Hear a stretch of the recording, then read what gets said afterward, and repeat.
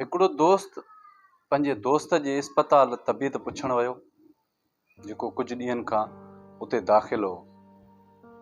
उनजे पुछण जो वियो त उनजे बेड जे भरिसां हिकिड़ो ॿियो कुराड़ो हुयो, जेको ॾाढो कमज़ोर हुयो। हिन सोचियो त वञी उनखां बि हाल वाल वठां। हिन वञी उनखां हाल वाल वरितो, पुछा की तबियत कीअं आहे। घड़ी खनि उन सां वेठो, उनखे कुझु खाइण लाइ सलाह बि कई। उन चयो त न, मां कुझु न खाईंदुसि। उन चयुसि, चाचा हाणे तव्हां बेड ते पिया आहियो, तव्हांजी केॾी ख़्वाहिश हूंदी त शहर घुमां, बचड़नि सां मिलां, कारोबार कयां। उन कुराड़े हिनखे जवाबु ॾिनो त बेशक तूं नौजवान आहे, तूं इहो ई अंदाज़ो लॻाए सघीं थो, छो जो मुंहिंजी उमिरि हाणे 75 साल आहे। उन रब मूंखे 75 साल हलायो,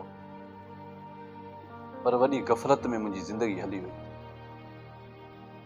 तुंहिंजो ख़्यालु इहो आहे त मूंखे हिन महिल अगरि सिहत मिलंदी त मां शहर घुमंदुसि, कारोबार कंदुसि, पंहिंजे बचनि सां टाइम ॾींदुसि।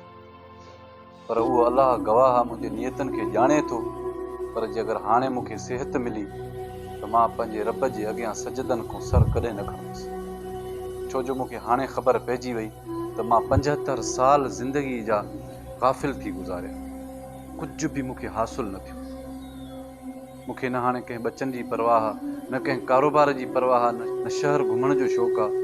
मुंहिंजी ख़्वाहिश इहा आहे त जेकर अलाह पाक मूंखे हाणे सिहत ॾे त मां पंहिंजे रब जे अॻियां अहिड़ा सजदा कयां, अहिड़ियूं नेकियूं कमायां जेको मुंहिंजी नियत में आहे, मुंहिंजी नियत खे रब ॼाणे। दोस्तो, तव्हांखे अलाह पाक सिहत ॾिनी, तंदुरुस्त आहियो, ऐं रब तव्हांखे वॾी हिकिड़ी हयाती ॾिनी।